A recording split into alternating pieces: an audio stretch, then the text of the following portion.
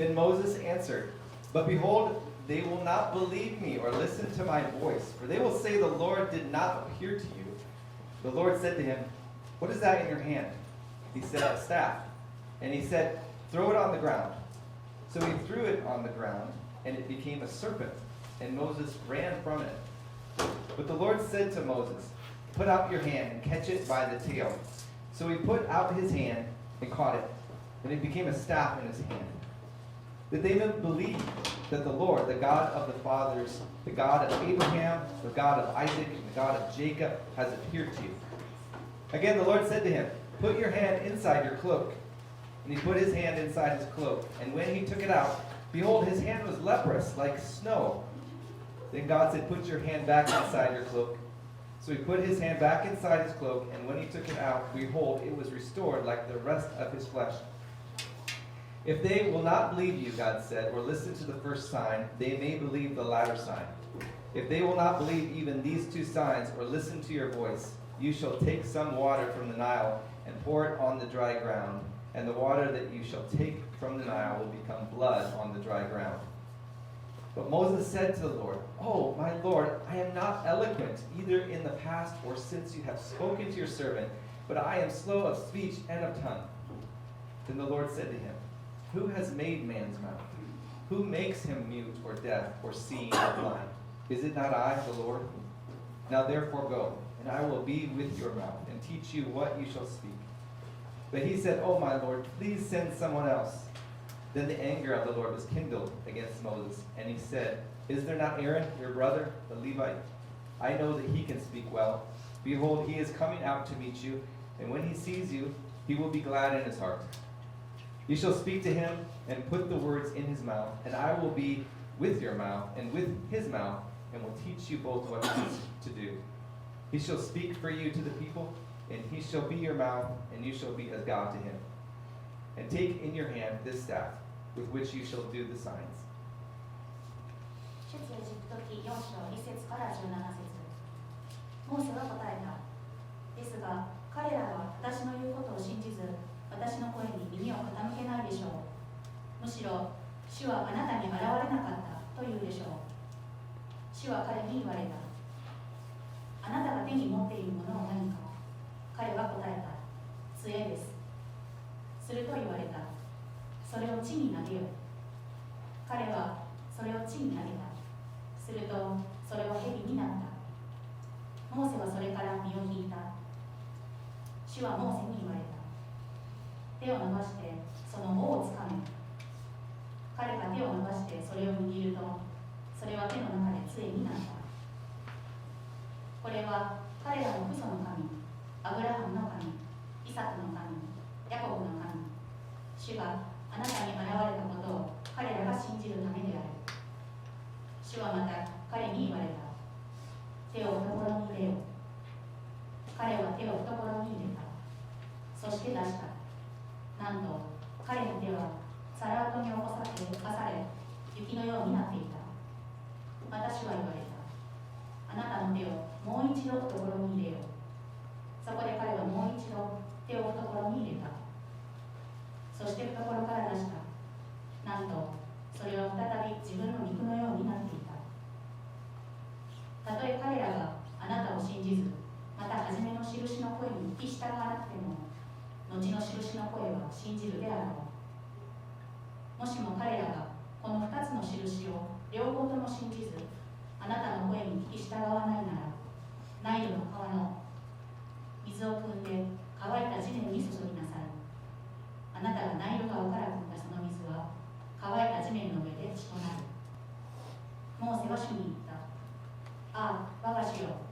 私は言葉の人ではありません。以前からそうでしたし、あなたがしもべに語られてからもそうです。私は口が重く、舌が重いのです。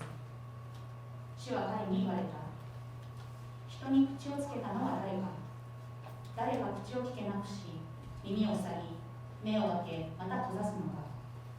それは私、主ではないか。今行け。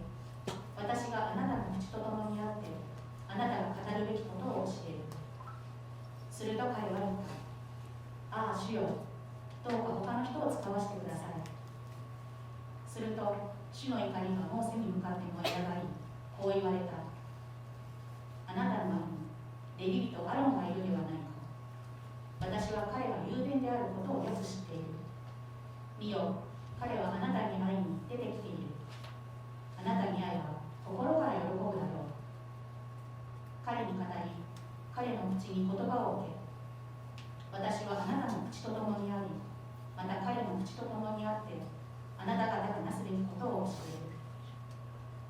彼があなたに代わって民に語る。彼があなたにとって口となり、あなたは彼にとって神の代わりとなる。また、あなたはこの杖を手に取り、これで印を行わなければならない。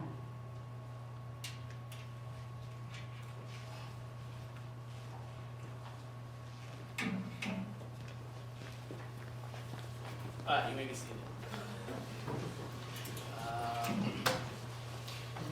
So good afternoon, everybody. 皆さんこんにちは。 I'm back to preach for you. 戻ってきます。メッセージするために戻 It's ってき been a ま while. It's been a while. す。ちょっと時間が空いてしまったんですけれども、 Sam's here. サムも戻ってきてくれま He し thought た。 he could escape me the last time, but you're back. スイスが離れられると思ったら戻ってきてくれました。 Before we start, let me pray. お祈りします。 God, thank you for today.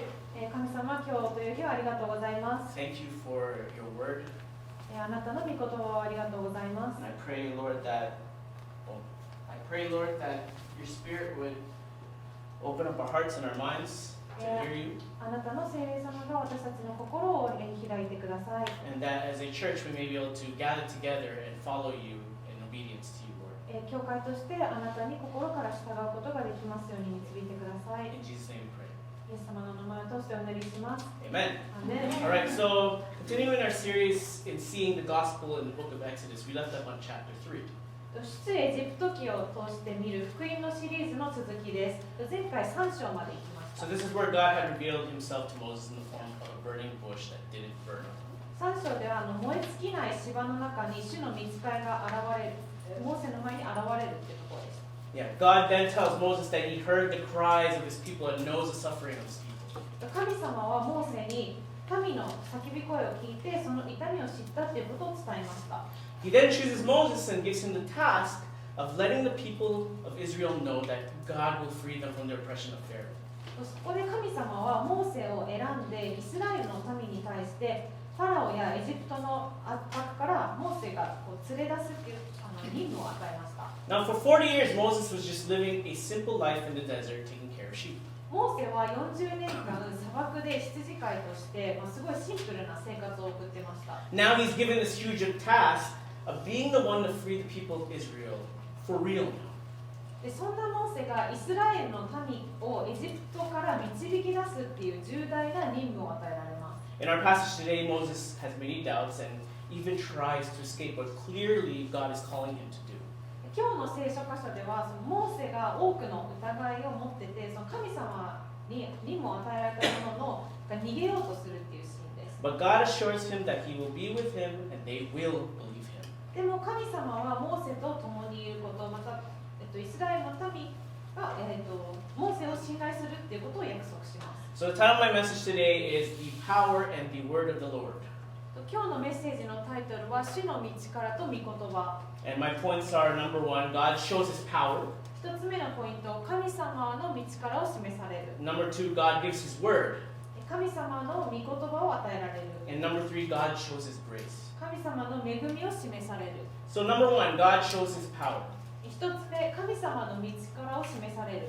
In verse 1, then Moses answered, But behold, they will not believe me or listen to my voice, for they will say, The Lord did not appear to you. 一節、モーセは答えて申し上げた。ですが、彼らは私を信ぜず、また私の声に耳を傾けないでしょう。主はあなたに現れなかったというでしょうから。 Now Moses was afraid that the people of Israel wouldn't believe that God revealed himself to him and gave him the task of freeing them from Pharaoh's hand.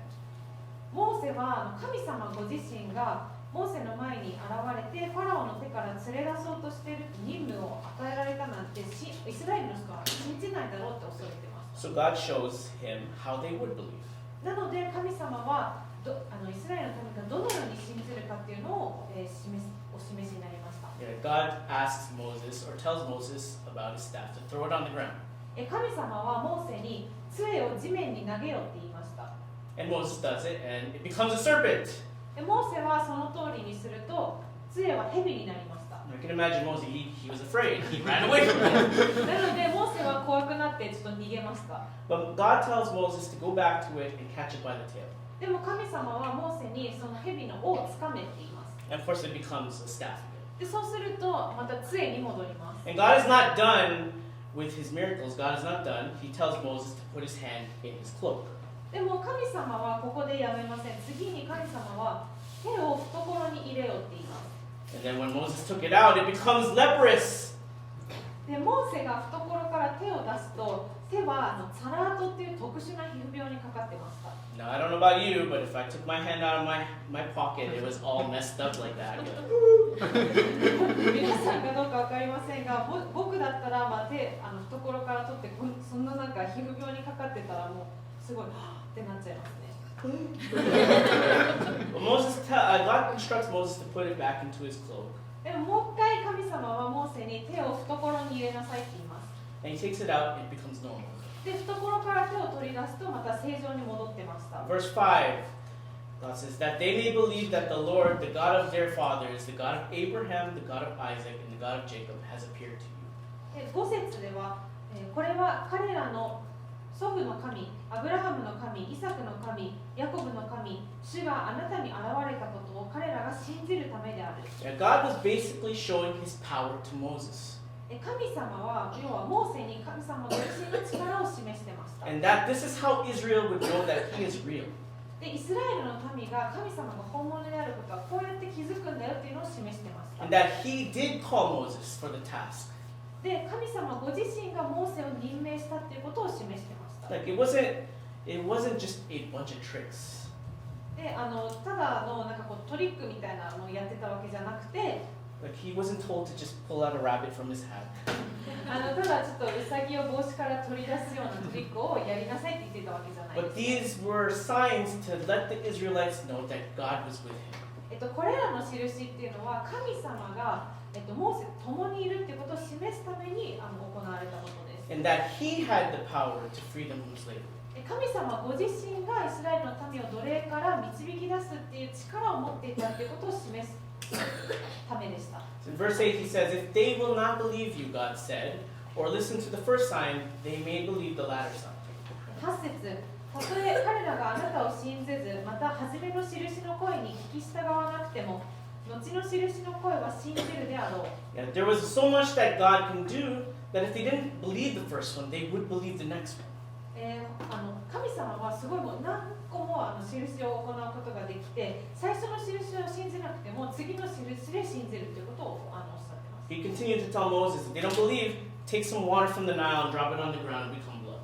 続いて神様はモーセにナイル川から水を汲んで土に注ぐように言っています。 He's showing that God can do more than what he did in front of Moses. モーセの前で行ったことよりももっと多くのことをできるってことを神様は示しています。 So if this wouldn't be enough evidence, wouldn't this be enough evidence for Moses to believe God?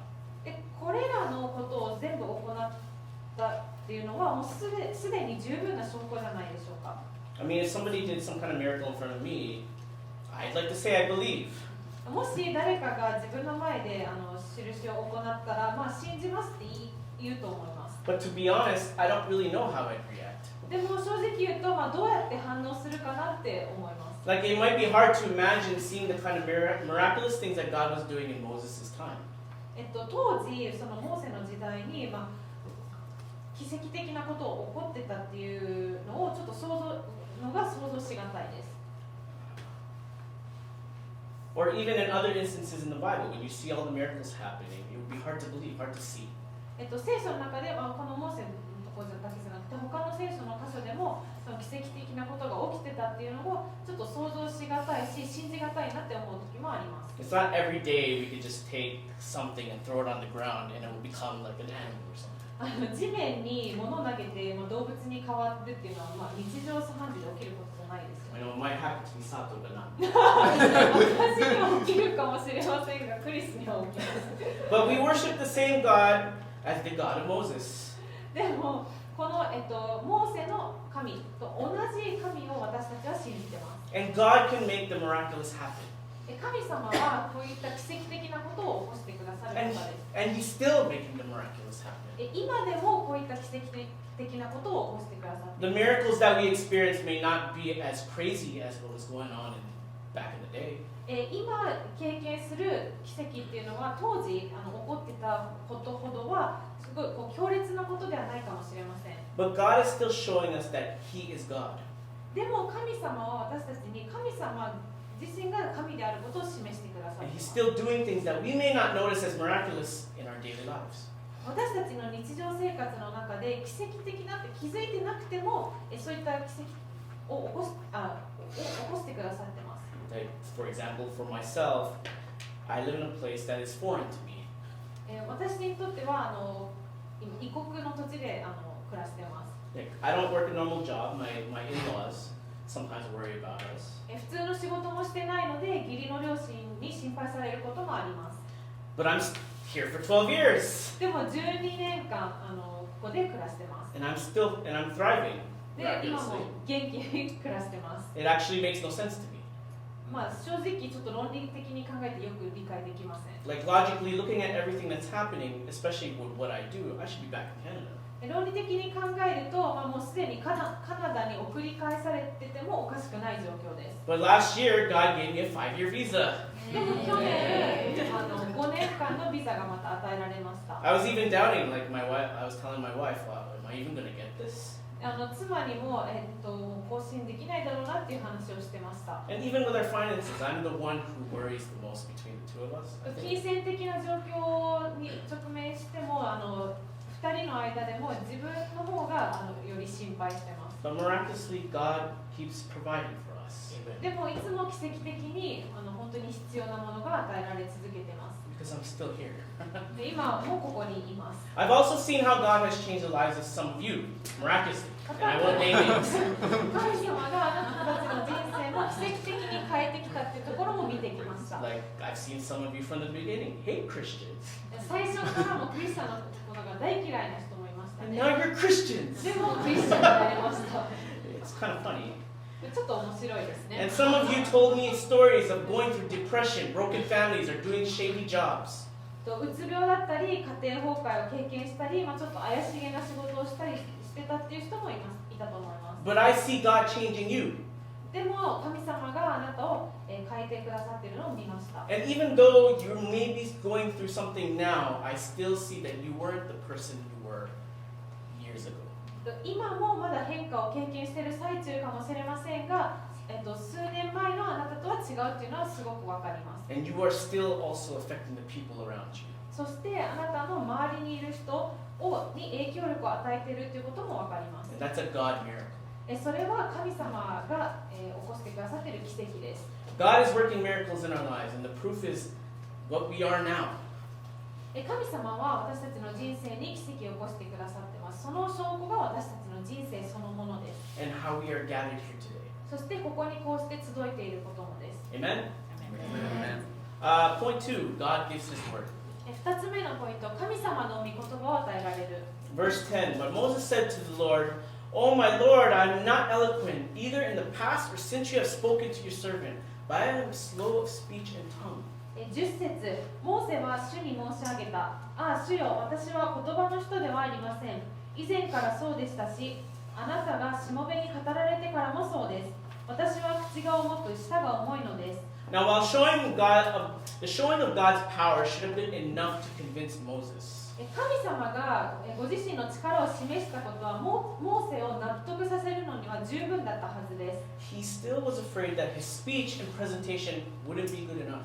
それでもモーセは自分の話し方や表現が十分ではないことを恐れてました。 He says he's not eloquent at speaking, he was actually slow of speech and tongue. モーセは、私は口が重く舌が重いのですって言いました。 In the Japanese translation, it says, 私は口が重く、舌が重いのです。はい、その通りです。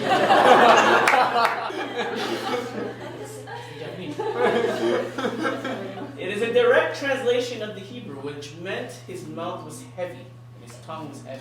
この日本語はヘブル語からの直訳で、もう本当に直訳で口が重く舌が重かったっていう。 Now Moses apparently wasn't a good speaker. どうやらモーセは、あんまり口が達者な方ではなかったようです。 And he says from past, which means maybe from when he was young. 過去からって言ってるので、おそらく幼い頃からだったんでしょう。Slow and heavy speech of tongue may meant he had a speech impediment. 口が重く舌が重いっていうのは、言語障害を持ってた可能性があります。 An impediment is when parts of the mouth don't work together properly to make proper words. 言語障害っていうのは、適切な言葉を話すに、十分にこの口の各部があんまりうまく連携しない状態です。 Or most people would say that Moses had a stuttering problem. 多くの人はモーセが喫音の問題を抱えてたっていう見方をする人もいます。I think it's when your mind thinks of the words but your mouth doesn't move quickly enough to bring them out. 喫音っていうのは自分の考えてる言葉を話そうとすると、でも考えてるスピードと言葉が追いつかなくて、発音になるまで同じ音を繰り返すっていう状態です。 You start repeating the same thing over and over because you can't get it out. ごめん発音になるまで同じ音を繰り返しちゃうっていう状態です。 Yeah, whatever the case for his lack of speech, Moses wasn't confident enough in his speaking to convince the Israelites that God had sent him.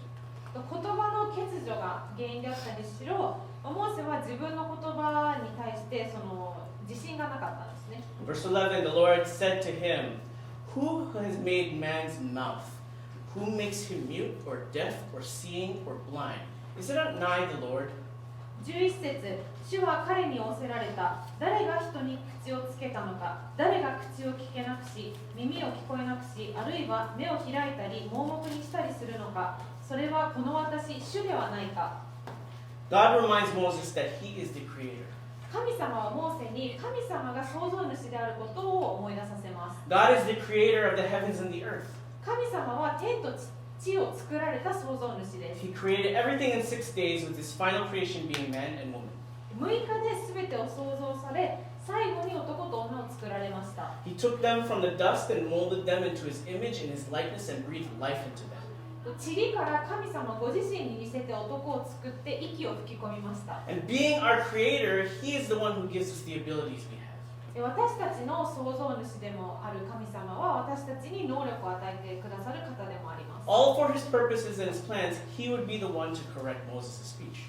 神様の目的と計画を実現するためにモーセの話し方を修正することもできたはずです。 It always reminds me, this actually reminds me of how Justin always said he had a stuttering problem when he was a kid.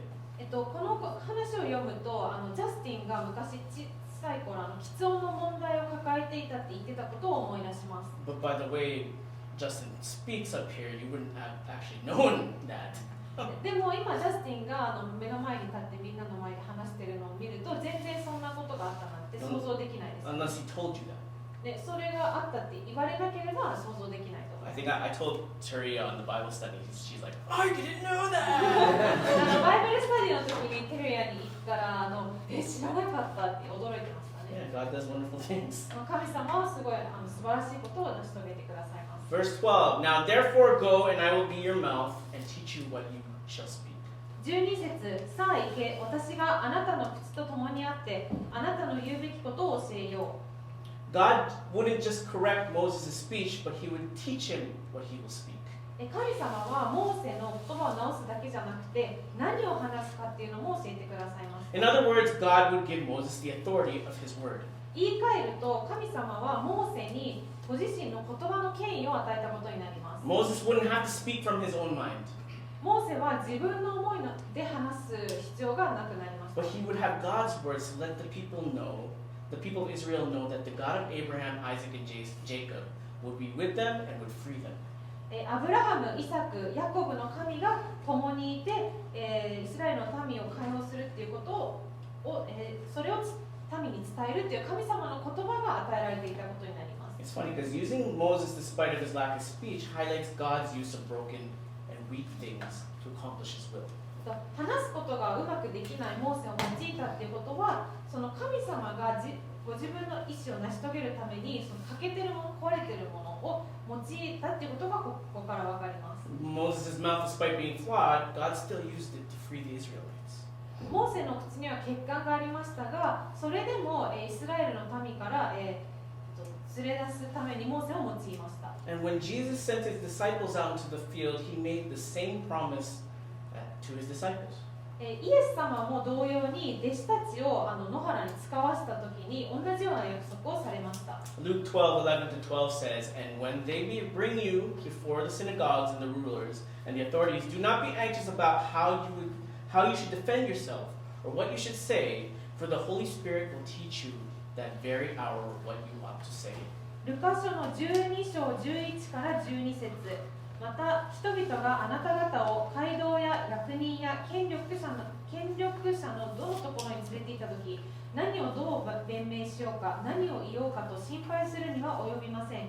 言うべきことはその時に聖霊が教えてくださるからです。 And when we read about Jesus' disciples, they weren't smart, learned men. イエスの弟子たちについて読むとき、弟子たちが決して賢くて学識がある人たちじゃなかったということがわかります。 But they said great things, でも素晴らしいことを言いました。 great, powerful things. すごい力強いことを言いました。 God gave them those words. 神様が彼らに言葉を与えたからです。 Now, being a missionary here in Japan, it's scary 日本で宣教師でいるっていうのはすごい怖いことでもあります。 because you actually have to talk to people. 人と話さなければいけないからですね。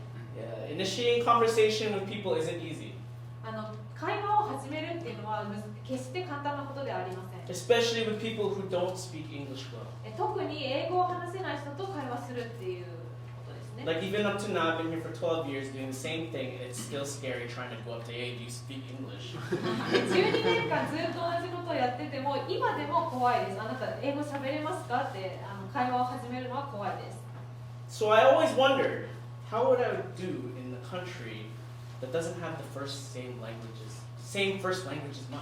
なので常に同じ自分の母国語と違う人たちとどうやって会話しようかって不思議に思います。 Yeah, I don't really speak Japanese, 日本語もあんまり喋れません。 so I wonder, will God use me? なので本当に神様が用いてくださるのか疑問に思うこともあります。 But I do remember one instance with a student that I had the opportunity to share the gospel with. でもとある生徒と福音を分かち合う機会がありました。 I think some of you might have met him. この人と会ったことがあるかもしれません。 He graduated already. もうすでに卒業してしまいました。 But he asked me about it. でも福音について聞いてきました。 And usually, when somebody asks me about it, I always have to try and find someone to translate for me. 大体福音について聞かれると通訳を探して通訳してもらうんですね。 Because like Moses, I'm saying to myself, my words are not enough because they don't understand. モーセと同じように私の言葉は不十分で理解できないと思うからって常に思っちゃいます。 But at that time, the option wasn't available for me. でもその通訳っていうのがいなかったんですね。 So I did. で自分で会話するしかありませんでした。 And we ended up talking for 2.5 hours. 結局2時間半も話してました。 Of course, I used pictures to help understand more. 理解できるように写真とかを使いました。 And by the end of our conversation, he understood. He actually understood, and he had questions.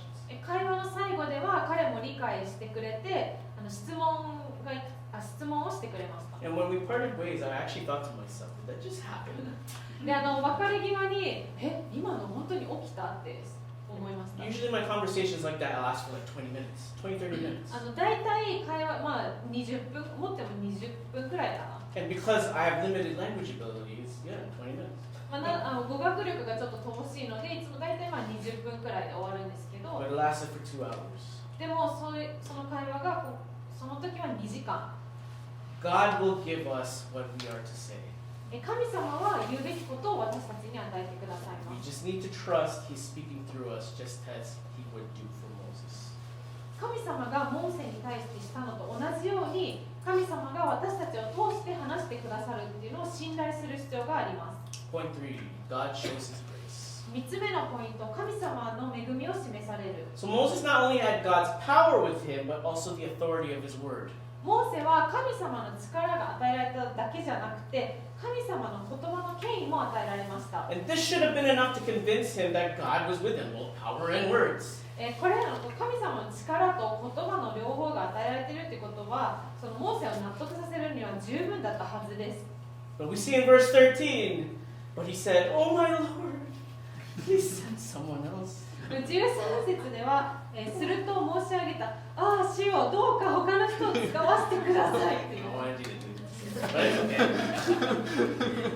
Even after all this, Moses still objected at being the one to lead people out of Egypt. これらのことが起きた後でも、モーセは、イスラエルの民をエジプトから導き出すっていう任務を拒絶します。 After all he's seen and all he's heard, he still didn't want to do it. こんなに見て聞いた神様から聞いた後でもモーセは拒否します。 Now, I don't know exactly how Moses was feeling or what he was thinking at the time. モーセがその当時どう考えてたのか、どう感じてたのかは分かりませんが、 But isn't that the truth? Isn't that the truth? I don't know about you, but when there's a big task to be done and you're the person to lead everything, we tend to shy away from the responsibility that's been given to us. でも皆さんがどうか分かりませんが、その大きなやらなきゃいけない任務が与えられて、でかつ自分が導く立場だったら、ちょっと逃げたくなったり疑ったりしちゃう傾向にあると思います。 That's Moses. いやいや Or us. That could be us. 私たちである可能性もありますね。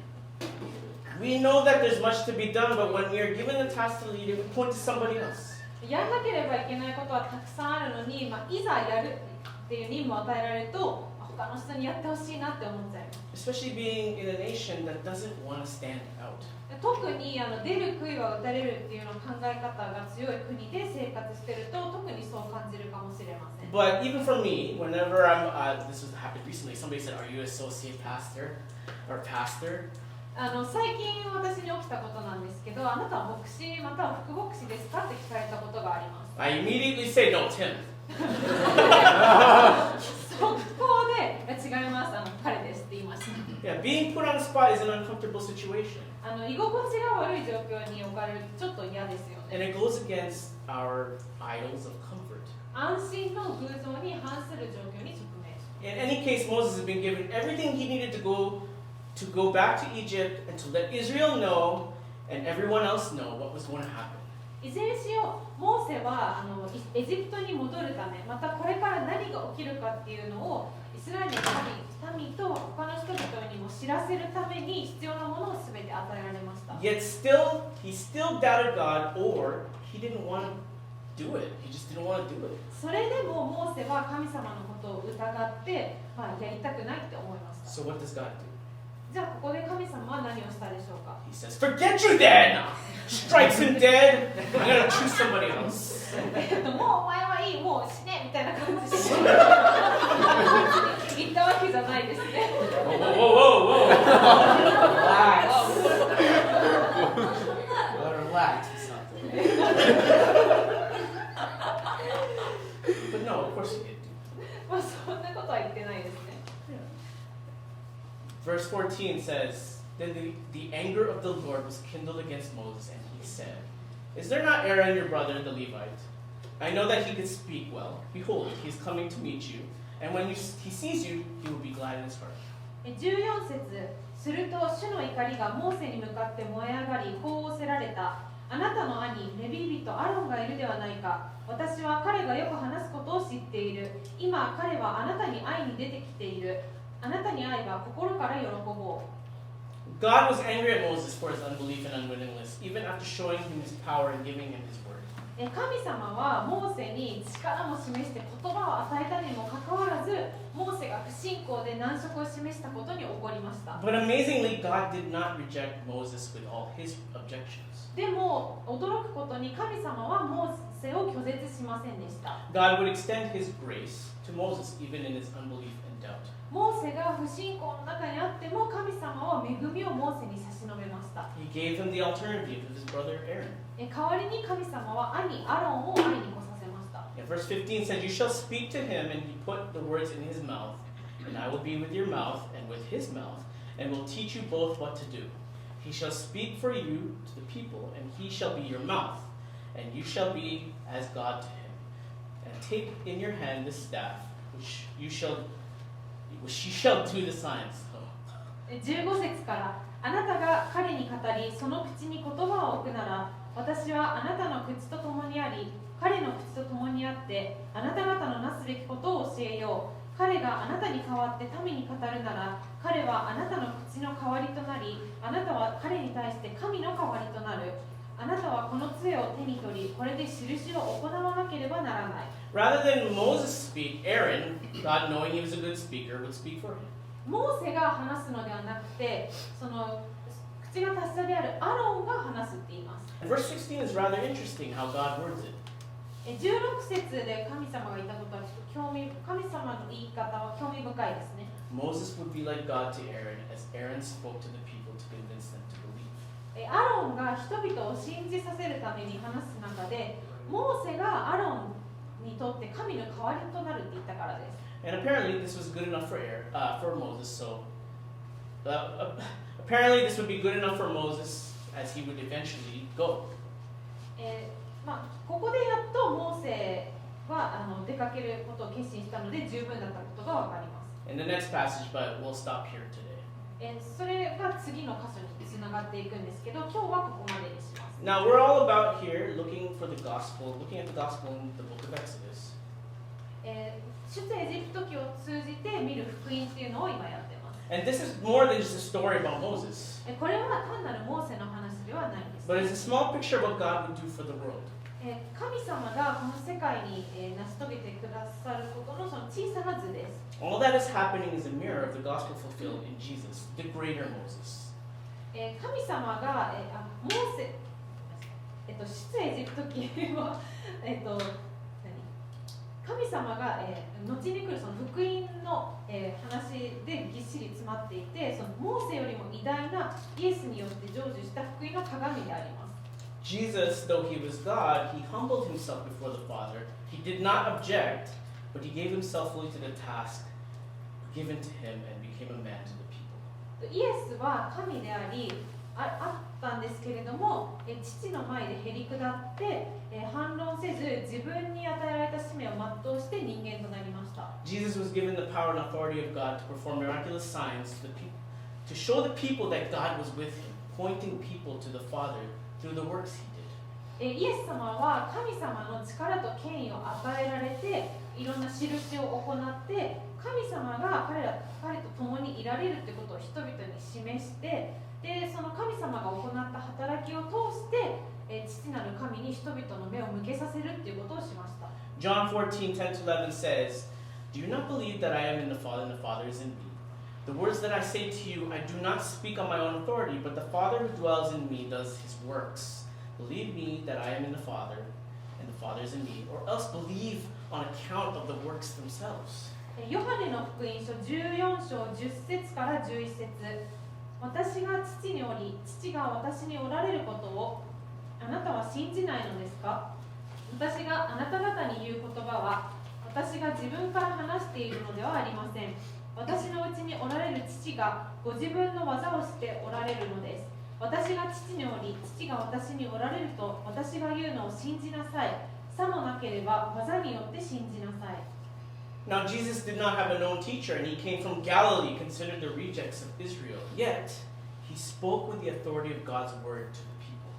イエスには知られてる先生がいなくて、でもイスラエルの拒絶、しかもイスラエルの拒絶者とみなされていたガリラヤから来て、そんなイエスでさえも神様の言葉の権威を持って人々に話しました。 John 12:49-50 says, For I have not spoken on my own authority, but the Father who sent me has himself given me a commandment, what to say and what to speak. And I know that his commandment is eternal life.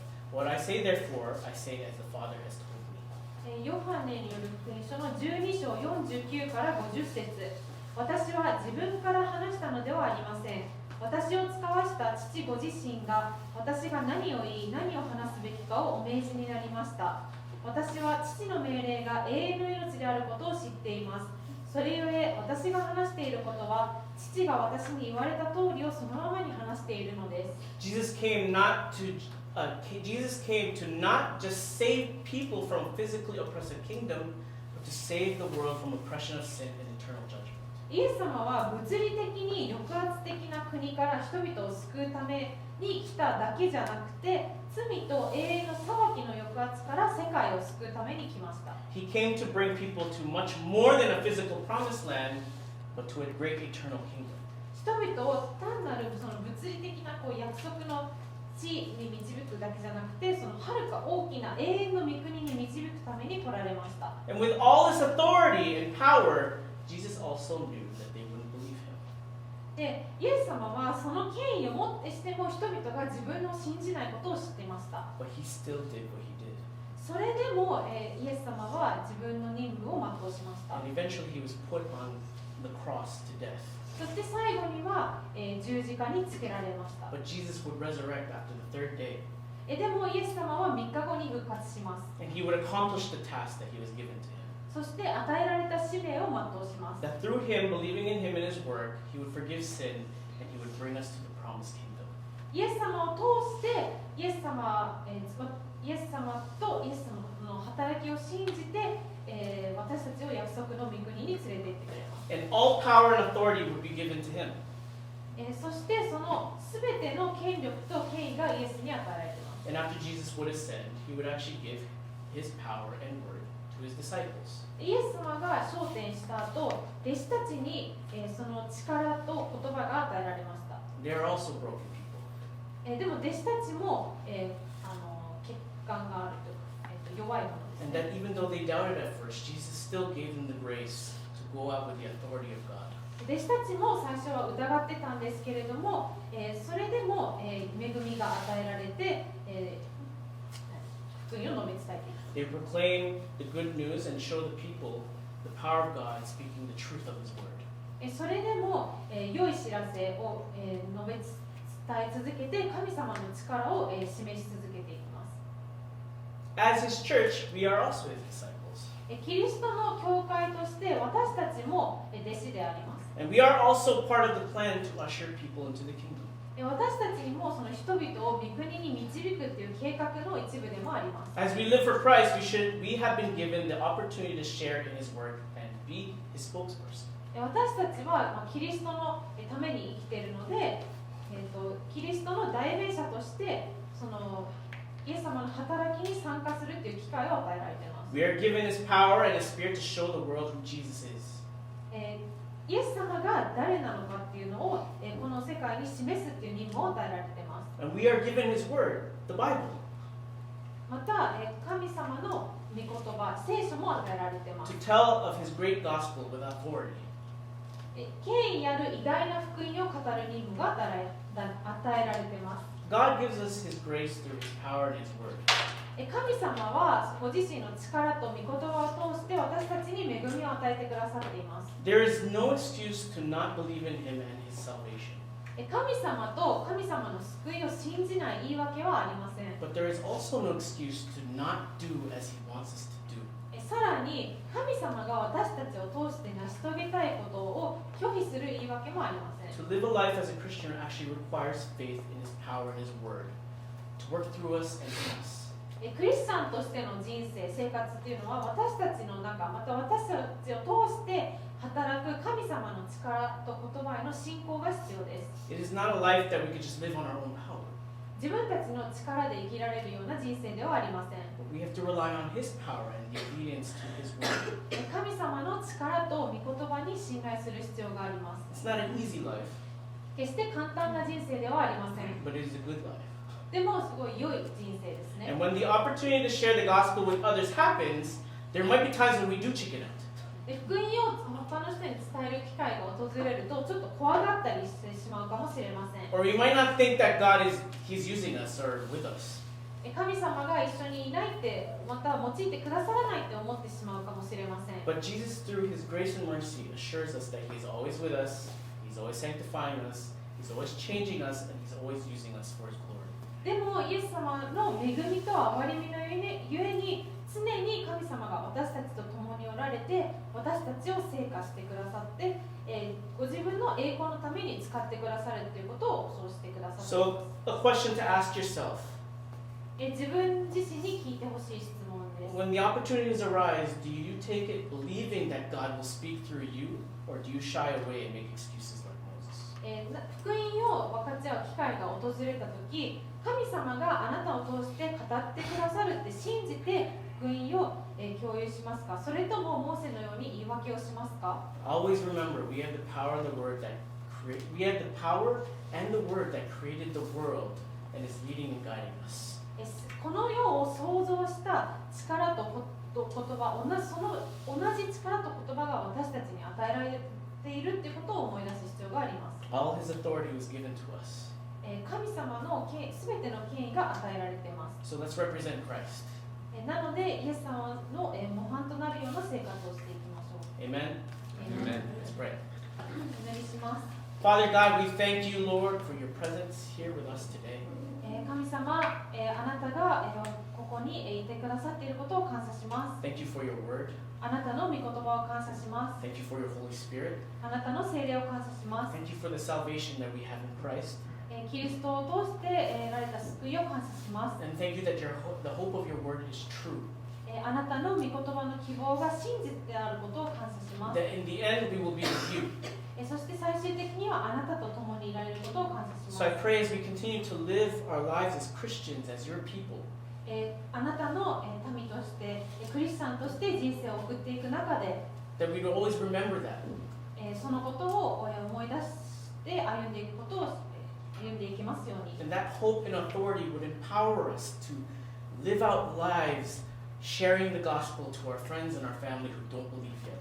本当にあなたの権威と希望が私たちの力となって、あなたのことをまだ知らない人たちに福音を分かち合う力となりますように。 Knowing that you have the power to change people. あなたが唯一人を変えてくださる方であることを知っています。 Sometimes it may not look like it to us. そのように見えない時も、私たちの目に見えない時もあります。 But we know that you are working. でもあなたが働いているということを信じます。 And you prove that every day. それをあなたが毎日証明してくださっています。 So help us to believe. なので、信じれるように助けてください。 In Jesus' name we pray. イエス様の名前を通してお願いします。